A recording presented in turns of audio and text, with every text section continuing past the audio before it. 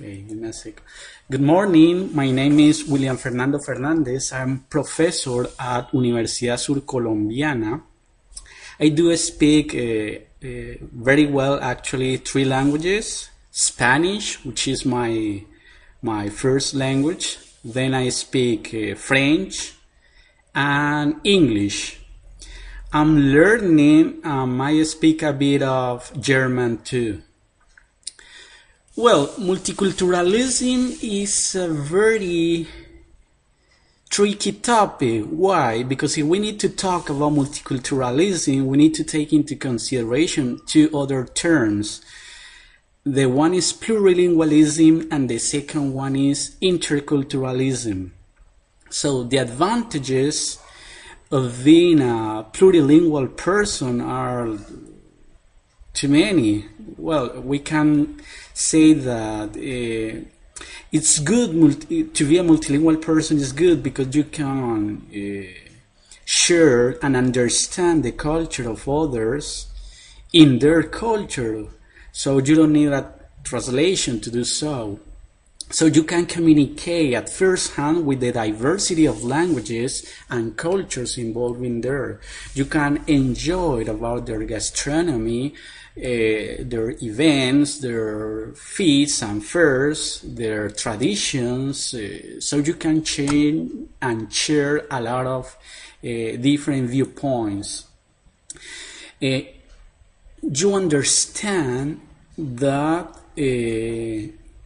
there are many other ways to do what you are supposed and you already know how to do it, so you can expand your vision of the world. You can understand and be more tolerant in the face of, on behalf of others' rights. You understand that the freedom, as you understand it in your own culture, can be different in other cultures, so that's fine because you can dialogue with other cultures and create something that is called an intercultural dialogue, and it's quite interesting because you perceive directly the phenomena of languages being in contact. You understand what does it mean to have a language which is alive, because you can share your opinions in those languages and they can understand you in your own language. So it's something very desirable actually for the world we're living on. You can think of a serious relationship of social total integration with native speakers and with those who are not native speakers. So for example, in English you have people speaking English as a foreign language, and you have people speaking as in my case as a second language. So it's quite interesting, that part. From a cognitive point of view, it's good because you can develop more competences. You can adapt easily to different issues, to different problems. So you become a risk taker, not only a risk taker, but also a very fast person to solve any kind of problems in any kind of context, and that's quite desirable too. From a point of view of cognitive processes, you are more eager to learn new languages in an easier way. You are more eager to develop the competence of autonomous learning because you find your own methodologies and strategies to do so. Obviously, there are some disadvantages. In my case, for instance, I'm talking with colleagues who had experienced the same as speaking more than 3 languages. Well, you become more critic, you become more impatient, you tend all the time to contrast what you are living and experiences in your home country with what you have experienced outside, and sometimes it can be really frustrating, not only for you but for the people around you. So I strongly recommend to set up frontiers, so to avoid in somehow offending others, because you are very critical all the time.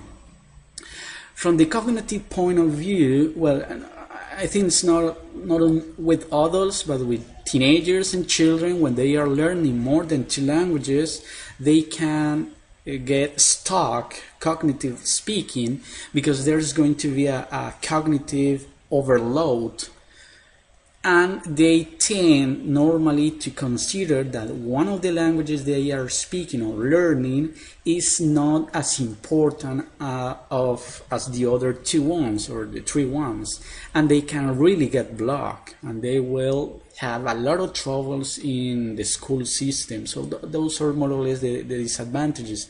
But personally, I consider that we have more advantages than disadvantages, because you develop something that is called the intercultural competence. You cannot think of developing intercultural competence if you haven't lived and experienced abroad those cultures.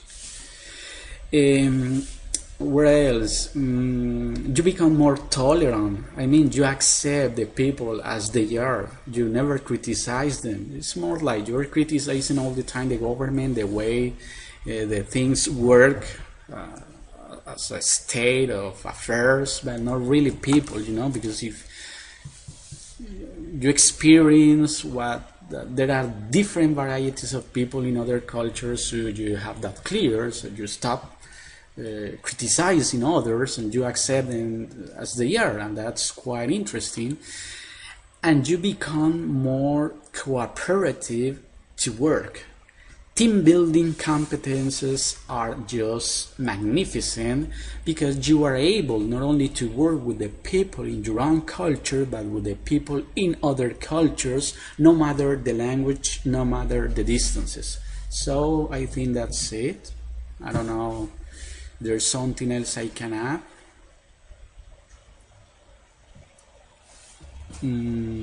Well, there's something, just to end up with that sentence, there's something I call semantic roles in a book I recently published, and I consider that multilingualism is okay, but plurilingualism and intercultural competence is even better, because you not only understand the richness of other cultures, but you become part of your own culture, and you start valuing yourself more and telling the other cultures why your culture is important. And that's what semantic worlds has to do with.